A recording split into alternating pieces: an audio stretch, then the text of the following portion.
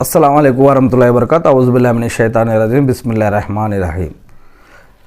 ఇస్లాంలో ఒక దువా నేర్పడం జరిగింది. మస్జిద్కి వెళ్ళేటప్పుడు ఏం దువా చేయాలి, మస్జిద్కి వెళ్ళేటప్పుడు దువా చేసుకుంటూ వెళ్ళే పద్ధతి ఒకటి ఉంది. ఆ దువా ఏమిటి అంటే దాని యొక్క అర్థం ఏమిటో చెప్తాను నేను ఇప్పుడు.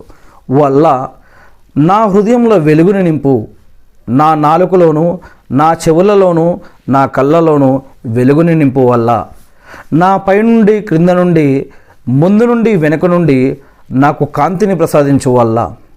వల్ల నాలో వెలుగుని నింపు. వల్ల నాకు చాలా వెలుగును ప్రసాదించు, నాకు చాలా అధికంగా వెలుగును ప్రసాదించు, నా కోసం వెలుగును ప్రసాదించు, నన్ను కూడా వెలుగును చెయ్యి.